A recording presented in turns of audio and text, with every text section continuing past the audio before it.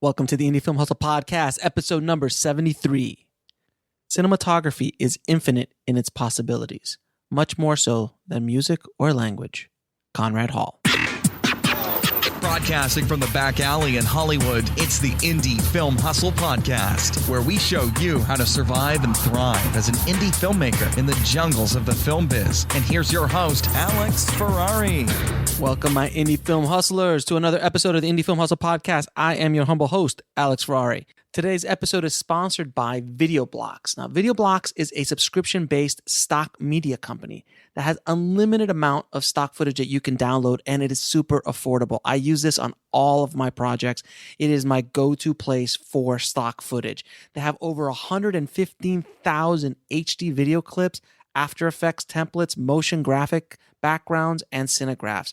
And on average, most people spend about $1 per download over the course of the year. It has the same amount of content and same kind of footage that is available on other more expensive platforms. And the best thing about it is that is 100% royalty free. Even if you cancel your subscription, you have unrestricted usage of it for your personal or commercial projects. That means films, commercials, anything you want to use it for. And you keep the download and maintain all usage rights forever. So it's completely unrestricted, guys. So if you want to get a Indie Film Hustle discount, head over to videoblocks.com/podcasts, and you can get an entire year for $99. That is an insane value, guys. So definitely check it out. So I wanted to thank you guys for the wonderful, warm reception that the Indie Film Hustle Film School has been having. Been getting a lot of downloads. A lot of people are really loving it. So thank you so much for going and checking out all our new courses and all the courses that we've curated for you to help you guys further down the line on your filmmaking journey. And as this special discount, you get 30% off of a ton of our courses. All you have to do is click on any of the links and use the code FilmHustle30. And again, if you want to check it out, indiefilmhustle.com/film school. Now, today's special guest is Ernesto Lomeli. He is a cinematographer and has an amazing story of how he's become a cinematographer, who he's working with, who his business partners are, the kind of gear he works with. He is easily one of the more gear-heavy, extensive gear freaks that I know of. But yet he understands that it's just gear. But he loves his new gear and he knows and plays with all of it. So he gets to play with all the toys. I've shot with Ernesto on multiple projects over the years, and I just love his energy. He's one of the most mellow guys you've ever met in your life. He is super awesome and extremely talented cinematographer. He does a lot of work, a lot of commercial work, short form work, music videos, and he travels the freaking world. I mean, every time I see him on Facebook somewhere, he's somewhere else in the world, seeing a passport or seeing out of window of an airplane. He's always traveling, and he's a very worldly cinematographer, and he's done a lot of good work. So I thought he'd be a really nice guest to have on the show and really explain to you guys a little bit about gear, a little bit about the process of cinematography and working with low budgets, which he does do often. And he's just a wealth of knowledge. So I wanted to bring him on the show for you guys. So sit back and enjoy my conversation with Ernesto Lomeli. I would like to welcome to the show Ernesto, a good friend of mine and the most knowledgeable gearhead I know in regards to film gear and all things cinematography. Welcome to the show, sir. Hello. He's very quiet. Hopefully he will liven up as the interview goes on. No, I'm joking. So Ernesto and I go way back. We've shot a bunch of projects together, one music video and a bunch of commercials and stuff like that. So I love working with Ernesto. He's awesome. And every time we always work together, we always brings out a lot of his toys, and then he'd tell me about all his other toys back at home. So I wanted to bring him on the show to kind of talk about his perspective on being a cinematographer and all that kind of good stuff, and gear. I wanted to talk about gear because there's nobody, honestly, that I know better, especially the dog in the background, know more about gear than Ernesto. So are you ready, sir? Oh, yeah. Okay. All right. So what made you become a cinematographer in the first place, Ernesto? Well, I kind of decided to do this freshman year of college. Mm-hmm. I was a big computer geek, and at the same time, I was a big still photographer. Mm-hmm. So I spent a lot of time in the darkroom and I used to geek out on cameras and lenses, and at the same time, build my little Pentium computer and geek out on that and log on to BBS systems and all kinds of stuff like that. So I think they kind of just went hand in hand. And when I actually decided to I graduated high school a year early, and then I kind of spent that year kind of traveling and working and making money. And then eventually, when I had enough money for art school, I ended up going thinking I would do photography, but it's just kind of boring because you kind of just work by yourself. I remember the first assignments were like, go do this and go do that. And I didn't really have anybody to work with. I didn't really think that was fun. And I took some indie film or intro to filmmaking classes, and they were really cool because it was all group stuff. And it was super techy and really relied on your knowledge of the technology and of filmmaking at the same time. So it was kind of cool. It was creative and technical, and you get to collaborate with people, and I'm kind of a people person too, so it kind of fit. Nice. And you went to AFI, right? Went to AFI, but first I actually went to the Academy of Art in San Francisco, which at the time was one of the better film schools back 15 years ago. They had a really good inventory of 35 millimeter cameras, and there just wasn't that many schools shooting 35. It was kind of the new big deal school. It was before New York Film Academy. I mean, at that time it was AFI, but that was a graduate school only. There was Chapman, or no, I lied. It was before Chapman really had a film program. It was Brooks. There was the film school in Cuba. There was NYU, and then there was the Wuj Film Academy. Now, the film school in Cuba, I've heard, is insane. Yeah, it is. And but for some reason, I was attracted to San Francisco. At the time, I did high school in San Diego, and my older brother had graduated from San Francisco State. I had friends that lived up there, so it just seemed like a good transition to move up there as a 18-year-old by yourself, and not to be too far from anything. So you're kind of like a vagabond in a lot of ways. Yeah, so it seemed pretty cool. What was your experience at AFI? Because that's obviously such a prestigious school. It was funny. The whole time I was at the Academy of Art, all I was looking forward to was finishing so that I could have a portfolio prepared enough to be able to apply to AFI. But at the time, in hindsight, I didn't realize how hard our little year of people at the Academy of Art, believe it or not, because especially in art school, like Art Center and things like that, your freshman class is 400 deep. But I remember in our film program, actually walking at graduation, there was only 30 of us, 35 of us. So it was a very close-knit, incestuous, very competitive class that ended up graduating. And I'll be honest with you, a lot of the people I graduated are very good working cinematographers right now. Nice. And, I think maybe I lucked out, but the year I went there, I feel like we were one of those classes that just one of those outlier classes that just kind of kicked butt. And it was great because every single week, all we would do is try to up each other's projects, and we would just jump from each other's jobs back and forth, and everybody would just work on everybody's projects nonstop. And we were always trying to one-up each other with how cool and how crazy and the lighting and, how many favors we were able to pull and, how far we were able to bullshit our permit and this and that.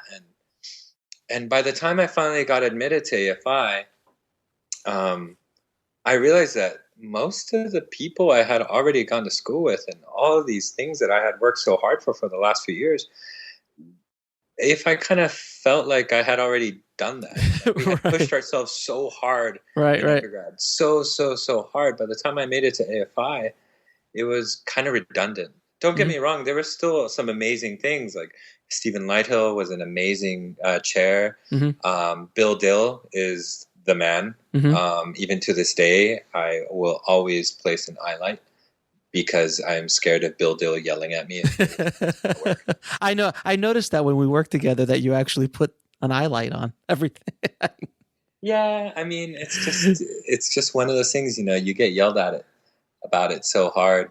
But eye lines, highlights, things like that were things I learned at AFI. But the reality is, after my first year, I didn't really see the need to continue. And my teachers themselves even told me, they're like, hey, We'll be right back after a word from our sponsor. And now back to the show. You're good. If you're getting offers for work, you should go work. Don't spend another year and another, $60-something thousand hanging out here. They're like, go do it. And it's like, all right, you're right. And so that's what I did. I never went back for my thesis. I basically finished everything except my thesis. So the one fascinating thing you told me, a story that you told me, is that you actually partnered up with the Academy Award-winning Guillermo Navarro as a partner. And I'd love for you to tell everybody that story because it's a fascinating story. Yeah, it was actually quite funny. I was working as a camera assistant here in LA for a few years, and a producer I was working with, we were shooting a Bushmills commercial, and the producer was Cuban. And believe it or not, I mean, although you see a lot of, Mexican cinematographers winning Academy Awards, there's not really that many, Hispanic, Latino, or Mexicans that are actually working in the film industry. Trust me, I know. in proper positions. I mean, right. Besides security and crafty, I mean, the truth is, I mean, when people say that, when you say you're in camera department or, you're the DP, people are like, oh, really? Like, oh, that's interesting. So at the time, people really do kind of want to help each other out. It's like it's like an immigrant kind of just mentality of everybody, a rising tide lifts all ships kind of thing. So, producer I did that job with, he was doing a job up in San Francisco with Guillermo. And Guillermo had just had a hernia operation. He needed an operator. And he's like, hey, if you want to come up and do this job, he's like, the money sucks, but, you might get to work with somebody really cool. And he told me who it was. And I was like, yeah, dude, you don't even have to pay me. I'll be there, Of course. I was always, he won the Academy Award for Pan's Labyrinth, but I'll be honest with you, one of the most amazingly shot movies I've ever seen is The Devil's Backbone. And just those sequences with those kids in that orphanage, the bomb in the courtyard, it's gorgeous. It's gorgeous stuff. It really is. It really, really is. So, for those people who don't know who we're talking about, Guillermo Navarro has worked a lot with Guillermo del Toro. He's done most of his movies, right? Yes. So he actually shot his first film. Exactly. So that's who we're talking about when we say Guillermo Navarro, for those who are not in the know. So continue, sir. So anyways, we ended up going up to San Francisco. At the time, I had already been working in LA, working as an assistant, working as a low budget indie cinematographer. And at that time I had always liked to own equipment because I'm kind of a techie geek kind of nerd guy. You're the ultimate, sir. I've been in your place, sir. I just drool every time I'm there. And through film school, besides working on set, I had worked at a rental house there for years. So it was just one of those things that everything just went hand in hand, where it's just, you want to learn how to get the shot, you ask to borrow that lens or that adapter or this or that. So gear for me was just, it's like I always looked at it, or at least in my head, maybe this is how I justified it, but I always thought of it as, being a carpenter and knowing your tools. It's every saw is different, every chisel is different. Everything has its purpose, and I never understood people that will just always go out and rent something different all the time. It's like you have to use it 5, 6, 7, 8 times before you like really get a feel for it. Like you really, really get a feel with how that lens is going to flare. How does it really look on a face? How does it contrast? When does it lose contrast? And every lens on every camera, on every sensor, on every film stock will act completely different. And it's just this, it's like being a chef. And, being asked to cook with a spice rack, a set of spices for the first time, and you're expecting to be fantastic at it. It's like, no, you have to know how to use everything. You have to know how to use those spices, because a little bit too much of this or not enough of that won't make it work.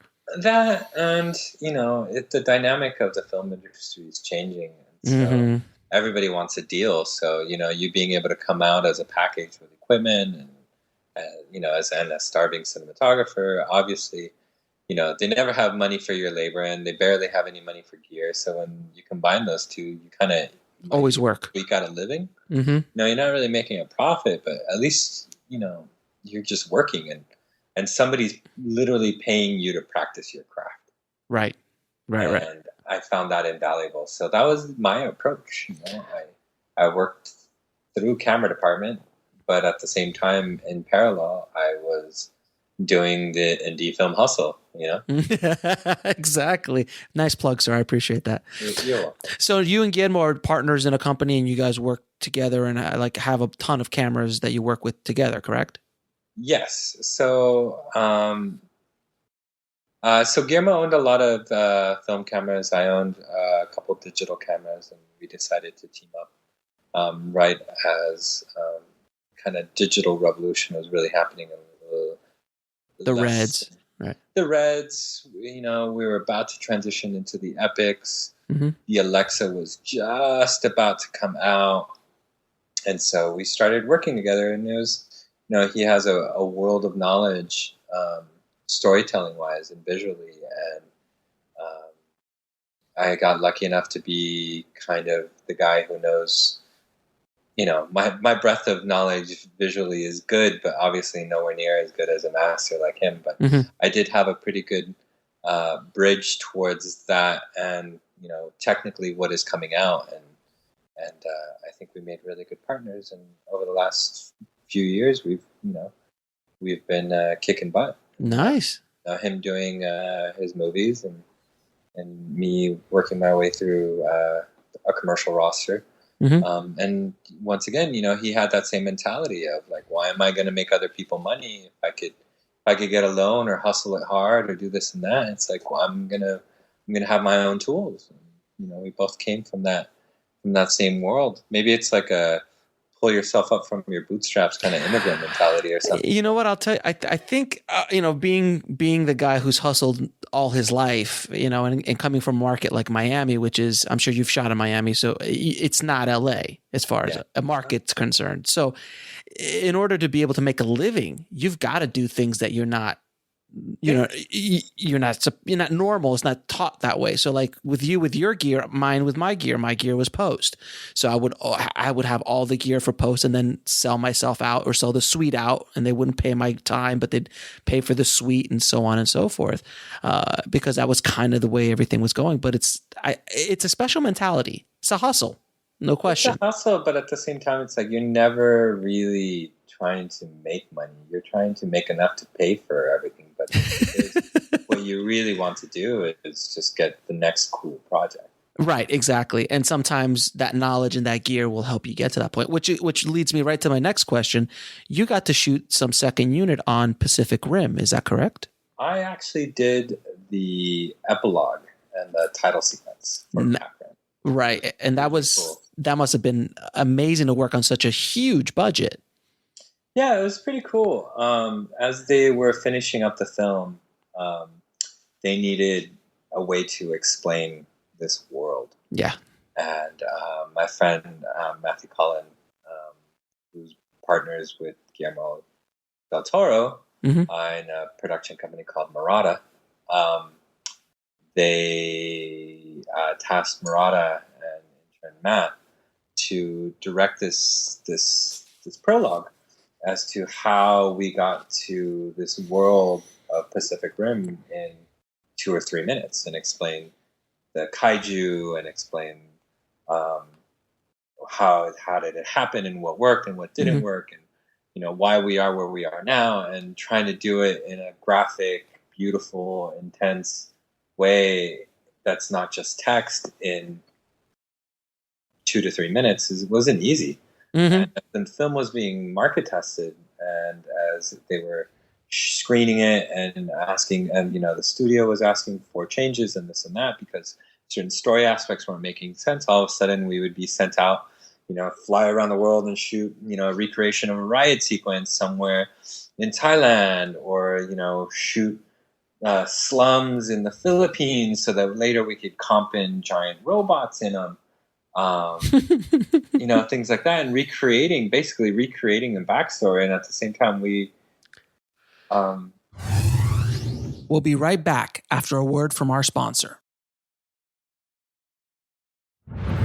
And now back to the show. We got to have a really cool adventure, basically. Now, you've obviously worked on a lot of commercials, a lot of music videos, and worked on you haven't shot a feature yet, but you're mostly doing commercials and music videos at this point, correct? Yeah, it's mostly, I'm 33 years old, which is still pretty young. God, you are young. I didn't know you were that young. Yeah. You piss me off, sir. Sorry, go ahead. I feel like I'm, as much as I would love to be somewhere else and be doing, movies and this and that, I feel like I got very lucky with circle of people that trust me very well, that they themselves have come up over the years. Mm-hmm. Like I am where I am because when I was an assistant, the production managers and the coordinators, we were all hustling together. And as the years went by, they moved up and I moved up. And then all of a sudden it's like, hey, I have a job. Do you want to do it? It's like, yeah. Yeah. And because there's a sense of trust. And then after a few other jobs, somebody else trusts you, and your circles just starts growing through osmosis, your reputation. And of course your body of work, but it's pretty rare for somebody to hire me just from something they saw on my website. It's always they heard of me through word of mouth. Through word of mouth, or they were a client on a job, or they were they were helping produce a job, or they were doing something on a job. And when they got their job, they're like, hey, are you interested? And slowly but surely your Rolodex just starts growing and growing and growing and growing. And it's a snowball effect, and as long as you keep doing good work and have a good attitude, it's just going to keep growing. But I'm in commercial land. That's my roster. Right. Those are my people. That's my clique. I'm in the clique of commercials. Well, what I find fascinating about you is you're probably the most mellow man I know. And on set, no matter how crazy it is, you are the most mellow man I know. So it's fascinating to work with you in that sense, because a lot of people aren't like that on film sets, as I'm sure you know. It's funny because I've worked for other DPs that were kind of crazy, and after one job, I just kind of, even not consciously, you just kind of go, I don't know if I want to do that job again with you. Yeah, right. They call you for a job, and like anything, they're like, there's, especially before I was in the union, it was, you'd always be like, well, how much money is there, and what is it? And like, I don't really want to do this with you. Like, I am all right. I think I'd rather not be sad all day. I want to kill myself after, you feel dirty after doing a job with somebody that mistreats you, right? That's stressed out, that's mistreating other people. It's just like, why am I even here? And it's like, it goes back to that same, same mentality. It's like, why are you doing this? It's because you love it, because you want to have fun. And, when you want to achieve a certain position and a certain job title, like a responsibility, like you want to be a cinematographer, but you're pulling focus, or you're loading magazines, or you're downloading cards, you can't help but feel, especially when you're working with somebody you don't respect, you're like, man, I could do their job and I could do it so much better. There's no more frustrating thought that could enter your mind to ruin your day than that. And I was very careful not to put myself in those positions, because I saw my own mental state being poisoned, and I didn't like that. So I got lucky enough to work with really cool people, even in low positions. I didn't really fucking care. Right. Because in the end, I was working with some of the people that I really respected. And the bigger and the bigger and the bigger the DPs and the directors I got to work under, the more and more I realized they're really cool and they're confident because this is like the 500th commercial they've shot. Yeah. And they've This already week. done this Budweiser commercial 20 times, you know, over Right. the last 40 years or 30 years. And like, it's just another day in the office. You know, it's like an athlete going out to play a game, you know, it's just the big game. And they're like, yeah, it is, but it's what I do, you know, and it really changes people's attitude on set. It's like, oh wow, we're really behind and we're waiting on art department and the truck hasn't landed and the light's in the wrong place because we're 3 hours behind and originally this is going to be backlit but now it's frontlit. And you know, and the mentality for all these people that I always worked with, it was just like, well, we'll just figure it out, you know, it's not my fault, so I'm just gonna figure out the best way to just do it and not lose sleep over it, you know. And it's a great mentality. And you know, attitude, if you've ever been on a bad film shoot, if you've ever been on a bad movie, attitude is all you have. You know, it really carries along the entire job. And it trickles from the top, you know. It doesn't good attitude doesn't trickle up, it trickles down. Yeah, exactly. You know? Yeah, the PA with a good attitude is not going to make James Cameron not do what he does. Not going to change the shoot. But a director or a DP with a shitty attitude will definitely poison a department or a whole crew and make a lot of people really angry. Yeah. Or frustrated or not even want to be there. Because it's a tough business in general just to do the job sometimes, being on set for 12 hours, 14 hours and having to do, it's a high stress, high pressure situation sometimes, and having, you know, toxic. Because eventually it just kind of turns into a routine. It's just another day. But when you have the right people, when you don't have the right people. Yeah, and it's all about perspective. And correct. It's all about projecting an attitude. And sometimes you just got to let stuff not get to you. And if you are lucky enough to realize that you're actually making a living doing this and people are hiring you, you realize you're kind of in a really good position. So it's like, so what if the sun really isn't where you want it to be? You know what? We'll just figure it out. Maybe I could talk the director into just shooting it all on tight lenses, or, you know, maybe we can just wait a little bit longer and get that nice, beautiful light and sunset, or maybe I could ask them to turn it around the other way, or things like that. Just figure it out. You always got, I mean, that's just the thing. You got to just figure it out. Now, what is your favorite camera? Do you have a favorite camera to shoot, and why? You know what? I get asked this a lot. I'm sure. There's this inherent virus. Yes. I'm waiting for it. Go for it. People are camera racist. Yeah. That's the best terminology I've ever heard. Camera racism. Oh, yeah. Oh, my God. People, especially agency, camera department, assistants, directors, people are camera racist. And it's because for some reason they believe other people's propaganda and bullshit. Right. It's like computer racism. It's like computer Mac versus PC, or editing racism. I compare it to like Chevy versus Ford kind of stuff, kind of mentalities. It's like they do the same thing. They get you from they're different. Yeah, they have different flavors, but they're different flavors. You know, so I mean, I'm obviously in a very unique position in that we own everything. So. But, you know, most people, they rent everything, so it doesn't matter. There's just this thing that happens where people saw, and it all started, I think, with the behind-the-scenes featurettes on DVDs. You know, it wasn't just American Cinematographer and things like that. It became mainstream when you would see the behind-the-scenes of movies that being shot, and, you know, you'd hear the commentary, and you'd hear this and that. But more and more people were watching it because it was, you know, it was part of these like beautiful DVD featurettes, these bonus features.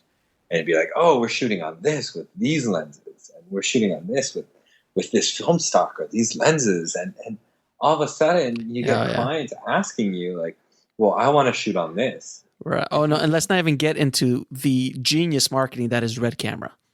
Well, I'll be honest with you. They're all the same, and I know the red No, guys pretty well. No, I'm not talking about the cameras. I'm talking about the genius marketing. Like what Red did, they kind of ambushed the film industry. Yeah, because they really were doing something different, but we'll get into that.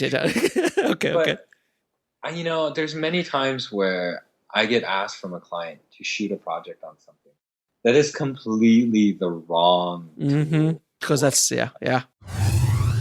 We'll be right back after a word from our sponsor. And now back to the show. Oh, yeah. They're like, we need to run and gun a lot. We're going to be jumping to 3 different countries. We're going to be kind of just landing and scouting. Maybe we could shoot some sunset plates while we're there. And then we're going to need to do this and that. And you're like, okay. And I want to shoot it all anamorphic on Alexa.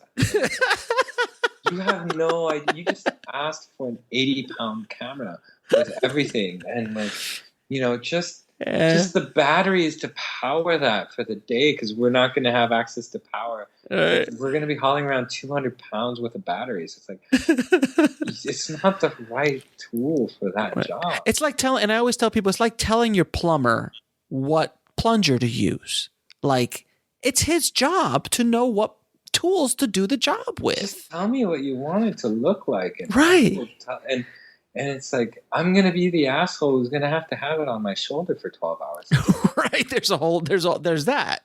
And it's so silly. It is. And I get it. I get it on my end too. Like before, Final Cut versus Avid versus Premiere.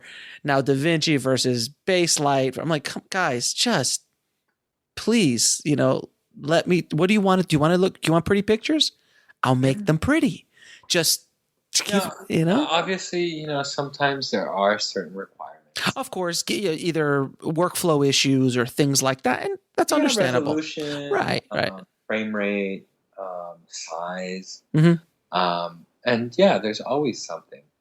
But I feel a lot of people are like hardcore Red users mm-hmm. or hardcore Alexa users, and they would not even dare, use the other one. It's like, here's something that people don't realize. Mm-hmm. That beautiful set of lenses that, they use to shoot X movie on X camera mm-hmm. is going to look completely different if you use those same lenses on a different sensor. Of course. And the way you light it. Or in a film plane, for that matter. Every single lens CCD mm-hmm, mm-hmm, combo gives completely different images. A set of cooks are going to flare one way on an Alexa, another way on a Phantom, another way on film, and another way on Red. Mm-hmm. It's just the way it is. Certain characteristics will be there, right? But it's just different. It's just a different. It's completely different. Yeah. I've been a Red guy for a while, but I know, and I've shot on Alexa. I've worked with Alexa Project. I've worked on Blackmagic. There's so many different cameras, DSLRs, all sorts of different things. You just kind of have to, if you hire a good DP, just let them choose the proper tool, as long as it works for the workflow and that you're able to handle that workflow and that conversation is had. Because I'm coming from the post end. If you're working on a laptop and they give you 8K, probably not a good idea. Yeah, and I've done jobs where I've been really lucky to sometimes work on these like video installation wall pieces. Like mm-hmm. we did the Centennial for IBM. Mm-hmm. We did this beautiful installation piece at Lincoln Center a few years ago. Last year we shot the film that's the headquarters of Visa.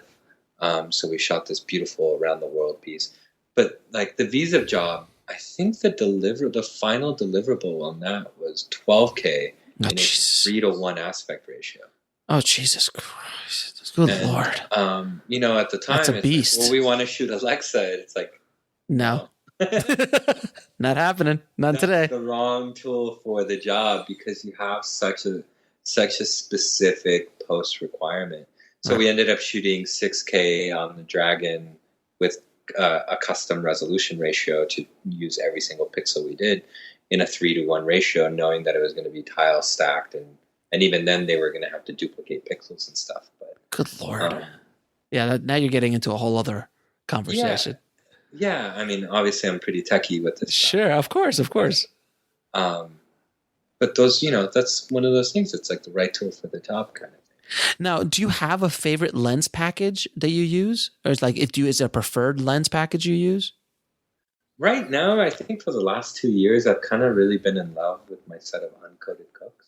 Oh, uncoated cooks. Okay, nice. Can you explain? Can you explain to everybody what a coated cook is and an not coated? Because I remember when I was in your place when you were talking about it, or you had just gotten them. It's one of the two, and they're gorgeous. Cooks are obviously these beautiful handmade lenses with this long lineage. Mm-hmm. They're a set of optics that have been around since they made telescopes in England.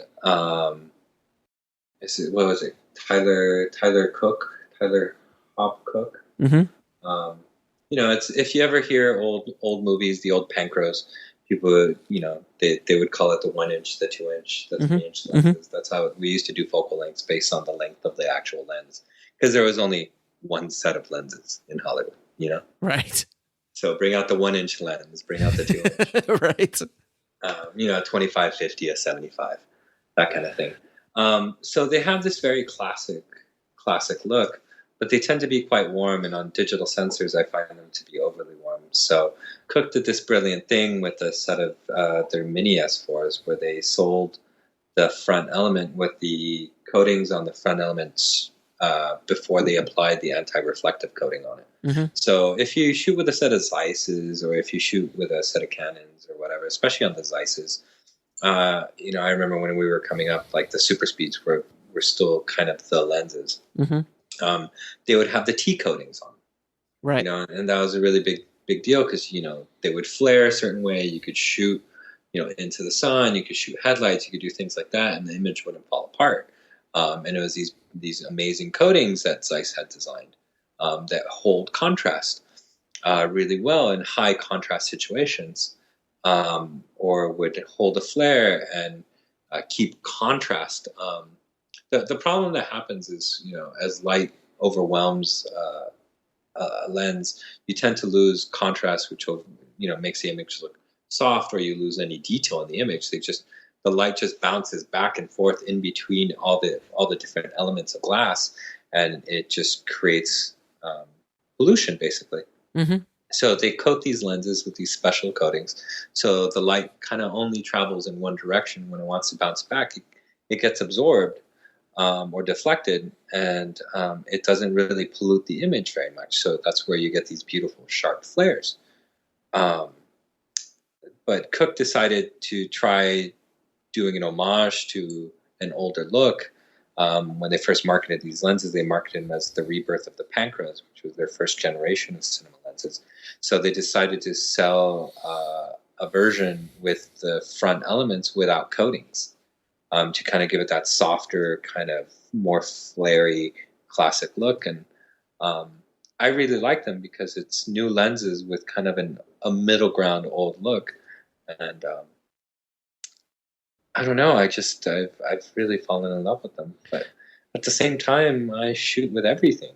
Right. But those are kind of the ones they're just always on the truck. They're just always with me. Well, that's one of the beauty of owning gear too. It's like, sometimes you're going to need a big long. The way the day is going to go, you're going to be on a dolly on a long zoom, and you're just going to spray it down every scene because you have celebrity talent. And they're going to do the lines 3 times. And whatever, and you just need to shoot the wide, medium, and tight without, your schedule's so tight, you can't afford to, 5 minutes to flip a lens and recalibrate everything. It's you just got to go. Now, there'll be a time when you'll have a big zoom, but I always keep a case of primes in the back, just in case. Now, what's a good zoom? Like, if you were gonna rent a zoom or something like that, in your opinion? I don't know. There's so many. Once again, your flavor, sir. I'm an Optimo guy. Okay. But so is, I think, everybody in the industry. I think 90% of everything you see on television is shot on a set of Optimos. Got it. And that's a pretty expensive lens, if I'm not mistaken. Oh, well, they make quite a big variety, but yes. They are very expensive because they're very complicated and very precise, and they're workhorses. They just last. They just freaking last.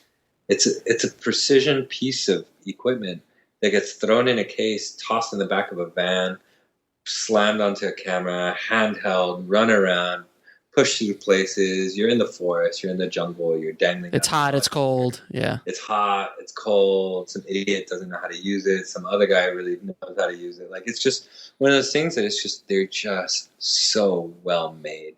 But I'll be honest with you, almost all lenses are pretty darn durable now. We'll be right back after a word from our sponsor.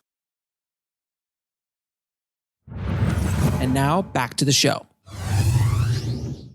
It depends. I mean, obviously, it depends on if you're looking at the higher end stuff. Like, I mean, I have a set of Rokinons, which is just a little set that I bought for my little shooting that I do here and there. Nothing that I would do for a client, but and those I always look at. They're metal, but they're not.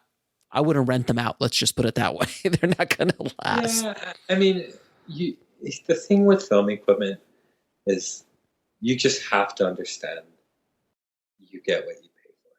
Yep. And there's no you're not being screwed. People aren't charging you 5 times as much as the Chinese version just because they're trying to make a profit. Mm-hmm. Believe it or not, a lot of this equipment is still, even though it's CNC, it's small batches, and it took somebody a long time to figure out how to make it. And it's a company with very few employees and things like that. And no matter how expensive you think it is, it's barely making them any money. They're doing it out of passion, like Zeiss. Their cinema division is less than 1% of the company. Yeah, because they do so many other kind of optics. If you just take into account microscopes that they make for the medical industry, yeah, I mean, just there alone, just optics for telescopes, optics for military use. I mean, it's so much bigger. Yet they still keep their cinema division because I love it. Their photography division. It's kind of like the race car team. Right. It's not a profitable thing, but it's a prestige thing. it's a prestige thing. Yeah. And the truth is, they really do develop some really interesting technologies with coatings and mechanics and things like that through their cinema division that later gets incorporated into other things. But it's their race team. That's what it is. So I always like talking to cinematographers about this question because it's kind of a touchy subject because you're a professional and you work with obviously professional high-end cameras. What do you think of the DSLR movement and DSLRs in general? I'll tell you my point of view after you tell me yours. Well, when we started working when the 5D first came out. Sure. And once again, it goes back to the whole other people telling you what to do, what you should do your job on. So we would get agencies saying, we want to shoot on a 5D. Oh, Jesus. Like the most amazing thing shot on YouTube. Just analyze that comment again. Like, we saw the most amazing thing shot on the 5D on YouTube. I'm like, really? Yes. And they go, oh, and it's cheap and it's this and that. It's like, yes, but you want me to be able to shoot super shallow depth of field, run and gun. You want to be able to see it. You want to be able to have the director see it. You want to have a wireless feed to you 500 feet away at all times. You want to be able to feed audio into it. You want to be able to, and all of a sudden, that $2,000 camera that's renting for $150 a day has 40 grand worth of things attached to it. And a $50,000 lens. Just to make it work. Just to make it work at the tempo that you need to on a professional set where time is money. Oh, God, that's such a great point of view. So it was just so ridiculous. And we all knew it was ridiculous except the client. And they were just loving it. And they would eat their own, like they would believe their own hype. Right. And they're like, oh yeah, that we want a Clio for it. Yeah, we only shot that on a 5D. It's just ego. The camera package for that 5D was costing you $2,000 a day. So you could have had a full red package or even an airy package. Why didn't you just shoot this on a red or an Alexa? Well, it's because they wanted to be able to say they shot on a 5D. It's like, well, we have all these motion blur issues that we have to take care of. We have to like redesign all these shots because there's no global shutter and the refresh rate on the sensor is so poor. Like, it's just all these little things. And there's a whole movement, I know Shane Herbert, the guy, the DP who got yelled at by Christian Bale. He loves the DSLRs, but I'm not sure how much of that is real or hype, or he's just trying to sell stuff. But I think, I mean, in all honesty, he's definitely trying to make money. Mm-hmm. Don't get me wrong, he is a sponsored. He's a real DP. I mean, he's a really. He's a real DP. He's very talented. Yeah. But it's his hustle. Like, he's hustling for hard. For whatever reason, he, as much as he says he shoots with these Canons, he doesn't. He does do a fair amount of things with them, but they're rarely his A cameras. Right. He'll do some jobs with like 20 C300s, things like that, because that's the kind of job for it.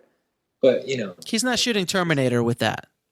No, he's not. He's not shooting a real movie with that. It's part of the marketing thing. You got to remember, like, for some odd reason, because of this DSLR thing, everything became the film market went from being a very obscure, tiny, very specialized, very expensive set of people to this just ballooned exponential number because of things like YouTube and the internet being fast enough for you to be able to stream video. And there's just a market for a lot of video. Like it just exists. So the quality went down because the quantity went up. Right. And it just is what it is. And so, I mean, everybody I know that makes things for the film industry, they want to be able to say they made stuff for the Red and for the Alexa and for the, for whatever. But the truth is they're really making their money selling the DSLR base plates because they're going to sell 1,000 of them, as opposed to 90, little Alexa cheese plates. They're going to sell 1,000, XLR adapters to, mini TRSs to that's really it's money. It's money. It's just money. It's all about money. So basically, obviously, in my point of view from DSLRs is every DSLR project that's walked through my doors, and I've done probably 4 or 5 features shot on the DSLR, which frustrates the hell out of me. Because DSLRs, yes, if you have a good DP, you have a ton of gear attached to it, you have great lighting, you can get some good images out of it, sure. And then you could do something with it in post, but everything I've ever gotten has always been, under under $200,000 or $100,000 features that are, just jamming it through. And then they're like, well, why can't I color this? I'm like, because there's no latitude and you've shot at night. For some odd reason, people think that they could save money. No, they don't. They hurt themselves on the gear. And it's just like, just do it right. Do it right. I mean, I understand there's certain projects where DSLRs are great. Yeah. If I was doing an around the world kind of docu job, yep. I would always have a DSLR for something so you could steal shots, so you could do this and that. So you could have a second unit that you could just send off and do stuff. You could shoot beautiful. Bottom line is you can shoot some really beautiful images with a DSLR if you know what you're doing, and there's no question about that. But once again, it's the right tool for the job. Correct. If you want to work with C quality equipment but want an A quality product, it's the wrong tool for the job, and you're gonna end up paying for it. Whether it's with you having to wait for your crew on set because they have to put a focus ring on these little SLR lenses, or the depth of field is so shallow that they just can't get the shot in focus, or the director can't really see, or all these things. You're gonna pay for it later, whether it's with time or whether it's having to correct a bunch of things in post. It's just things cost what they cost, and there's no magic bullet. It doesn't exist. Yeah, exactly. So you could save a little here knowing you're going to have to pay for it later, and that's fine if you want to pass the buck along. Maybe you only have so much money for your live action part of your project. you get a rough cut together, you raise more funds, and then you'll have more money for post, and that's great. But I don't think most people think about it like that. Well, I think I also like with the movie Tangerine that was shot on the iPhone. Everyone's like, well, now we can all make movies on the iPhone, the new iPhone, and it shoots 4K and all this stuff. And I'm like, guys, the guy who shot Tangerine, he wasn't a kid that just grabbed his iPhone and shot a movie. He's a professional who knew what he was doing, and he used it as it was a tool that he wanted to use to tell that story, the aesthetics of how. I mean, do you remember the whole Dogma kind of revolution? Well, I remember the Canon. We'll be right back after a word from our sponsor. And now back to the show. When what was when the mini DV cameras came out, the DVX, the XL1, the SL1, those cameras. I remember there was like a feature shot with it with Katie Holmes, and like that was like, oh, and what was that? 28 Days. Danny Boyle shot a whole thing on 24p on it. People don't realize that they use those tools because they had a specific look, right? And then you try to apply that to everything else. It's just everybody wants to do something for less, and sometimes it's a race to the bottom. I feel like the whole DSLR thing is kind of gone away. I haven't been asked to shoot anything on a DSLR. No, because the bigger cameras have become so affordable. Like, I mean, you can get a Red so affordably now. The technology has gotten so better. And I think people finally figured it out that DSLRs are not... They're not always the right tool for the job, but sometimes they are.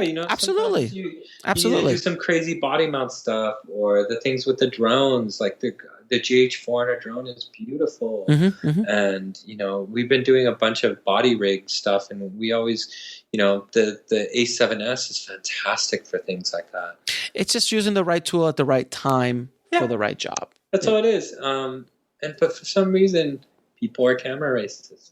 Like, this is what we should shoot on. It's like, no, but it doesn't mean I can't love everybody. I can't love all of them. Right, they all have their place. Now, this is another big question. How many Ks do we really need? Because it's getting out of hand. I mean, it kind of comes down to, I remember when we were still shooting film, and right when HD started coming around, and you would go to a color correction, and the house would ask you, like, hey, do you want to color correct in standard def? It's going to be this much. Right. Or do you want to color correct in HD? And we'll give you two masters, a beta SP and SD. That's letterboxed. And we'll give you, an HD cam in 1080 for the future, just in case. Right. And, it's $1,000 more, $2,000 more for you to color correct in HD, because they'd have to scan it. Sure. Different scanner, a different this, different that. And people would be like, no, we don't need that. And sometimes they didn't. Sometimes the project didn't really need to do that. Just like YouTube and things like that. It's like a lot of content we make now is just for the web. Right. But Vimeo and YouTube, they have 4K players. Which are on TVs. Which are on TVs now. I just bought a 4K TV. Of course you did. Why wouldn't you own a 4K TV? I'm surprised you don't own a 6K TV, sir. Well, believe it or not, I actually didn't have a TV for like the last 6 years. No, I know you don't have a TV. Yeah, but I just know when you said you have a 4K TV, it just makes sense. Well, I didn't have a TV for a long time, and I finally bought a 4K TV because I wanted to see what some of these Netflix shows and how they look. They look really nice. Even streaming.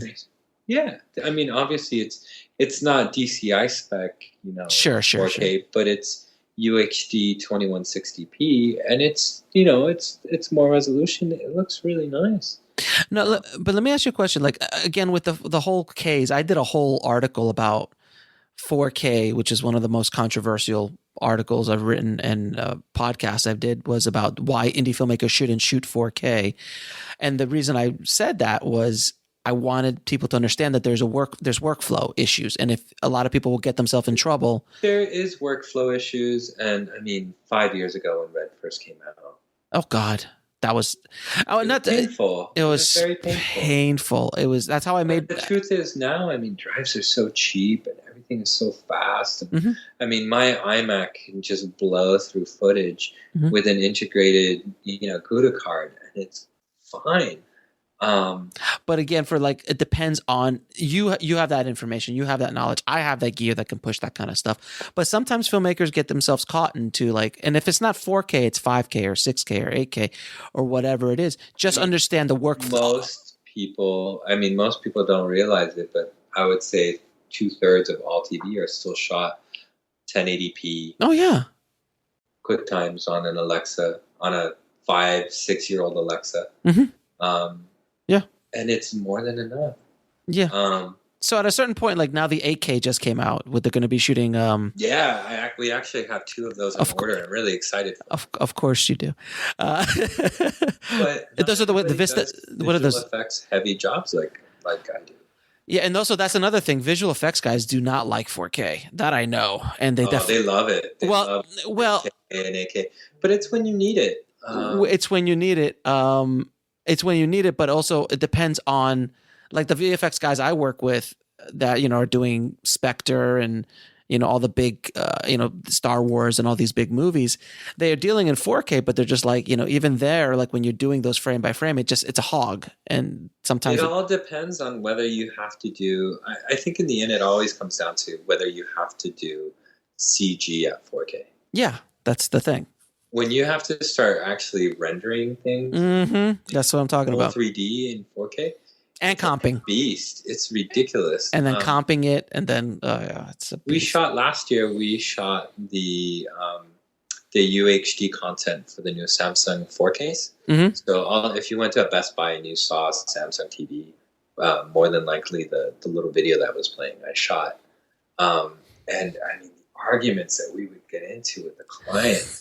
The engineering department had talked the marketing department into, they had this thing and it made sense, but it wasn't the right tool for the job. They wanted to shoot 8K on the Sony F65, right, which can interpolate right, an 8K image based on the raw from the sensor. Sure. There is an extra pixel for luminance, and the raw processor on a computer will interpolate an 8K image out of it. Mm-hmm. And they wanted us to shoot everything 8K so that they could down-res it back to 2160p UHD 4K. Mm-hmm. So it would be the sharpest image possible. Right. And guess what happened? What happened? There was one sequence where we had to shoot 1,000 frames a second. We did these things with these football players on a stage. Okay. Beautiful, guy catching a football and sweat streaming and stadium lights behind them. Gorgeous stuff. It's just gorgeous, and it was to show off the ability to hold contrast between a very dark situation and holding skin tones and things looking colorful and vibrant. This is day 2 of a 4-day shoot. Mm-hmm. We brought out that camera, we shot that sequence, and they were just so blown away with how pretty that sensor was. And I was like, yeah, but it's not the 8K you wanted.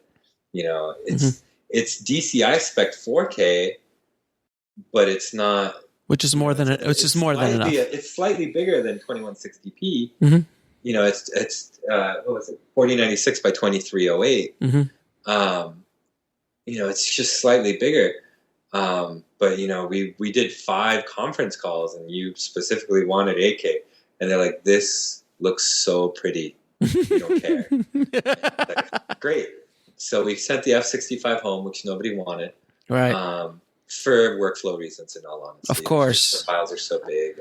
Yeah, they're not. That's the one thing that Red has above. I think about it a lot. Is their compression for their files have been awesome all the way through, all the time. So we were shooting 4K on the Phantom Flex. Yep. And we ended up finishing the project on it. And it's just the way it looked was just really pretty. The client fell in love with it, and they just, they're like, you know what, this is still more than enough resolution, and it doesn't matter because it looks beautiful, and they just move forward with it. And it's like, okay, cool. And you just keep moving forward with it. And in the end, it's just whatever looked the prettiest. You know, from an engineering standpoint, if you are a numbers guy, the F-65 is a revolutionarily accurate, phenomenal engineered piece of equipment. Mm-hmm. From an aesthetic standpoint, it's okay. Right. Yeah, it's about pixels versus emotion Cool. a lot of time. Yeah. It's cool. But, you know, sometimes things don't have to look right to look pretty, and sometimes pretty is more important. And Yes. in the end, yes. we work in marketing. I mean, we're not an engineering department. I mean, Right. there's engineering involved, but our job is just to make shit look pretty. You know, Absolutely. We're artists. We'll be right back after a word from our sponsor. And now back to the show. Now, you shoot a lot with the Phantom. Can you talk a little bit about that camera? Because it's a camera that I know a lot of people haven't had an opportunity to shoot with. And I know you love that camera, even to shoot it straight with it, right? Not even, well, first of all, tell people what the Phantom does and what it's famous for as far as high rate frame rates and all that stuff. So the latest version is the 4K Flex. Mm-hmm. It really is a revolutionary Phantom. It's the first Phantom, I mean, for a long time, Phantom, and they still are very expensive, and they're very technical, and the files are massive. They're basically like image sequences in their own cine wrapper.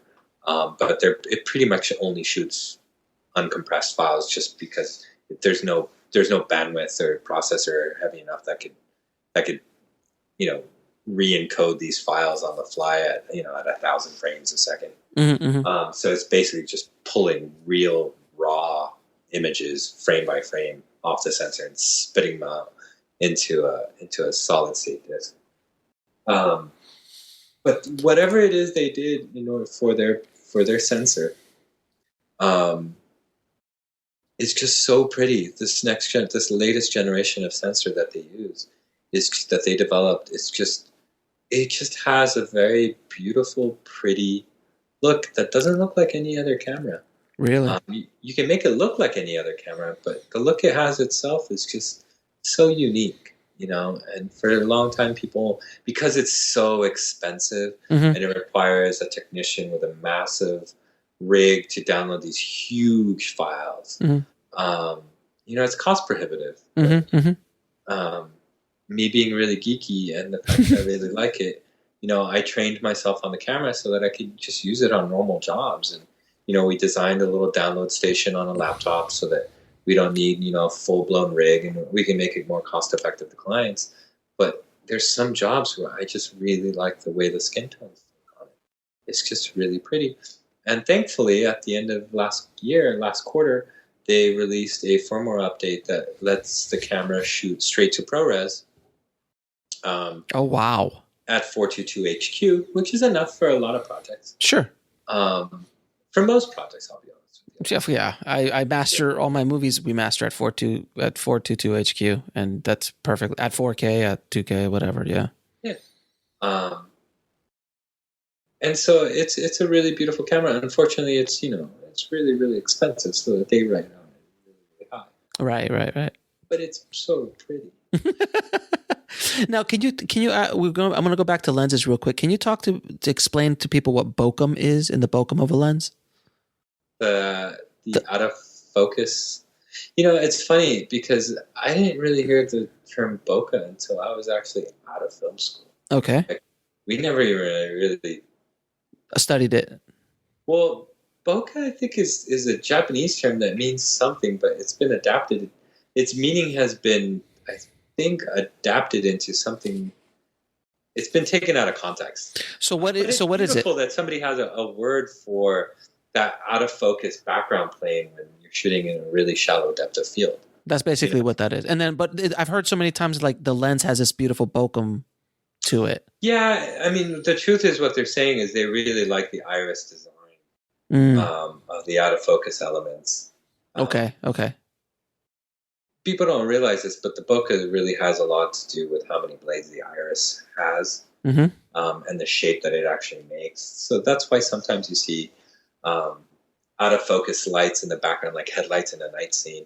they'll be perfectly round, or they'll have a little hexagonals, or if you're looking at really old film, like with the, Zeiss B speeds or something like that, they have little triangle flares.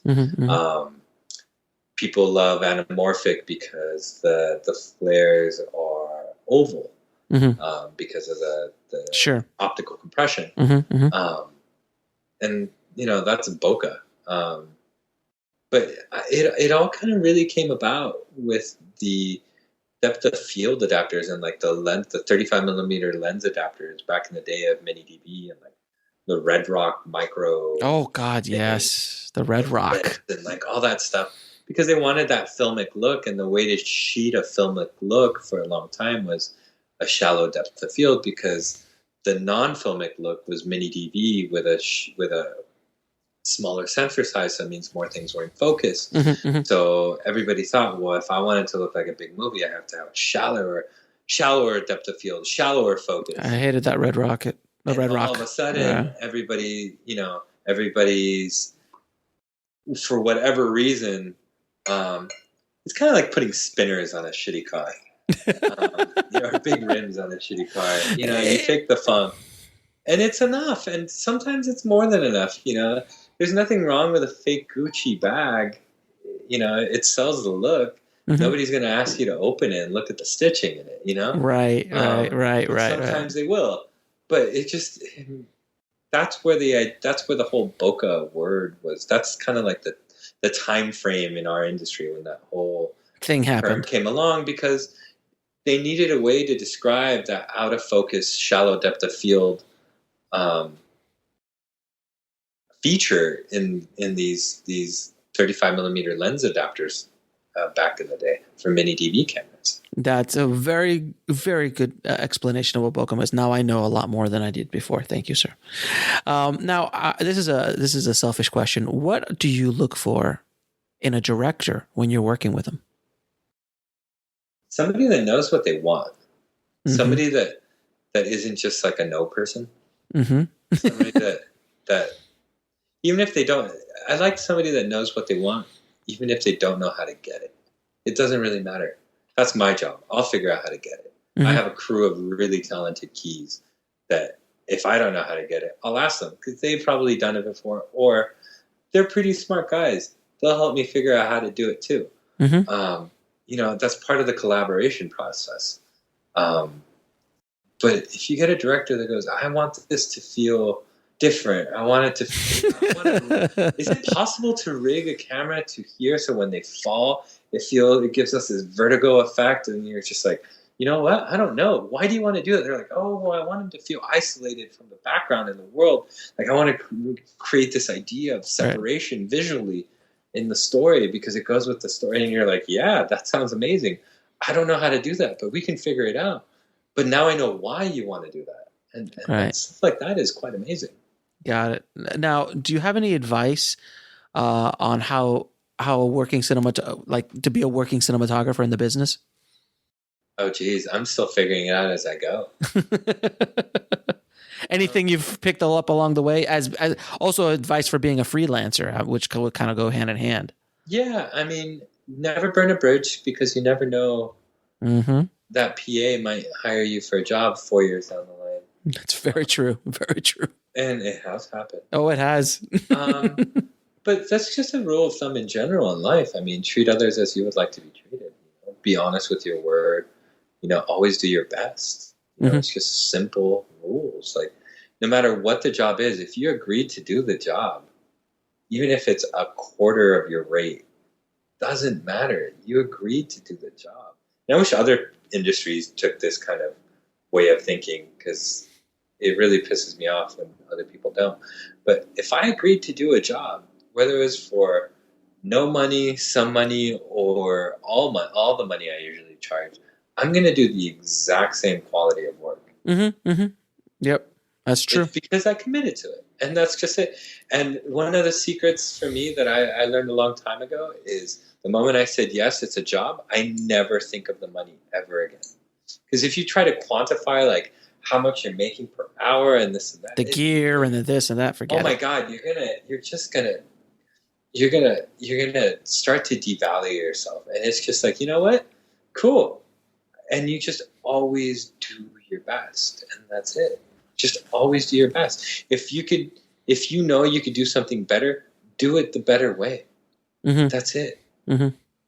Yeah, regardless of what you're being paid. Because when I interviewed Robert Forrester, he said something was so profound but so true, which is similar, is do the best work you can no matter what you're doing, because nothing bad comes from doing the best work you can do.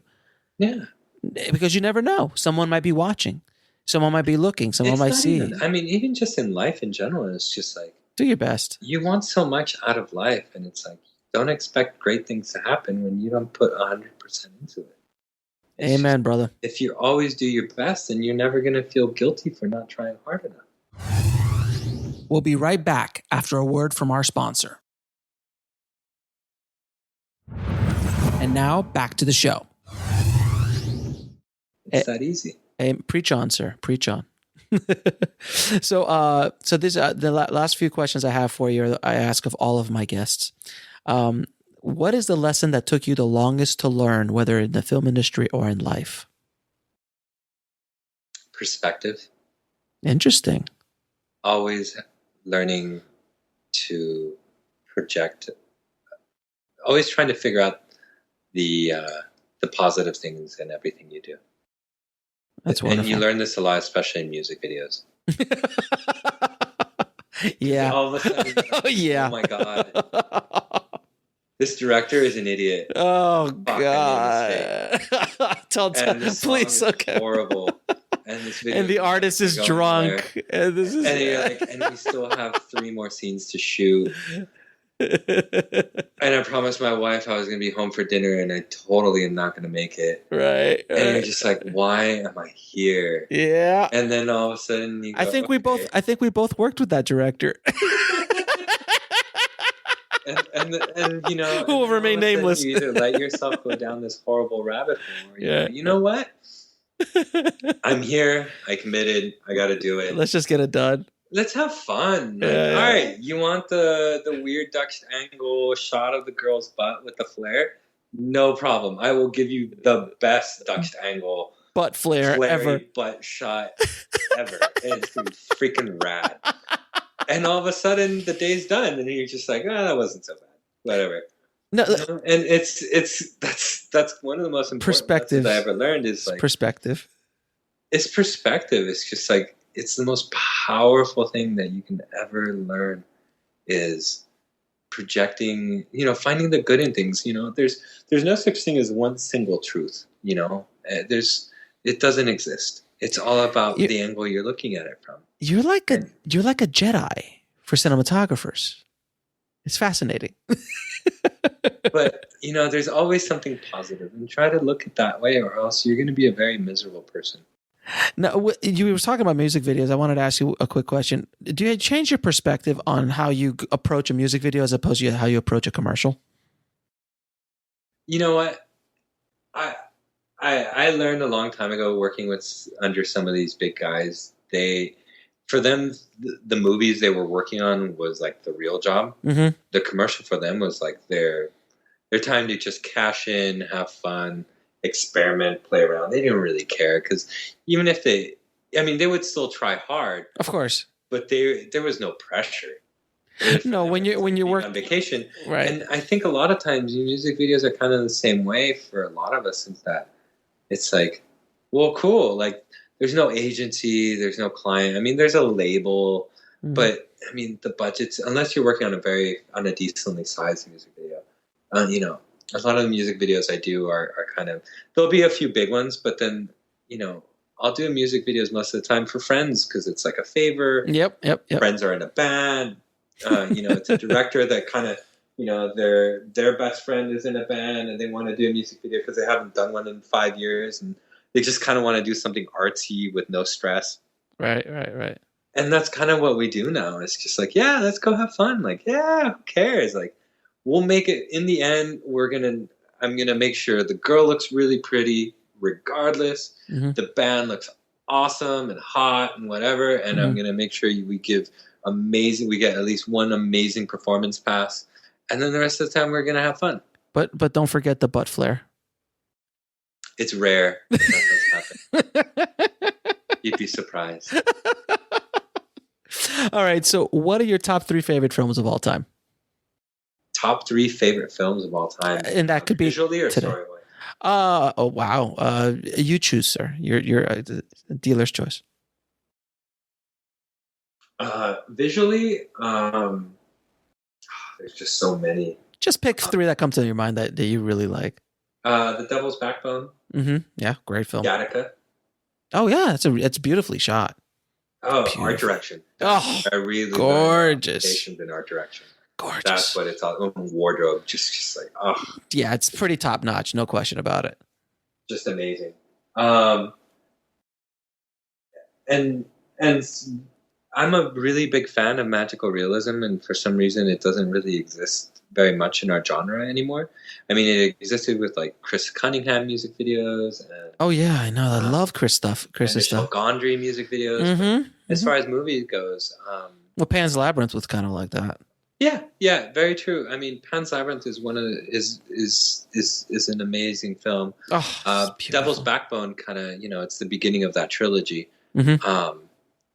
But for some odd reason, a movie I always really liked was The Adventures of Baron Munchausen. Oh, I love him I love that movie. Yeah, Robin Williams is in it. Yeah. Jumping in and out of all of these different worlds and perspectives, and it was all in the same scenario. And I don't know, for some reason, I really gravitated towards it. I don't know why, but visually, a movie that has like haunted me forever was done by Chivo. Also, was Lemony Snicket.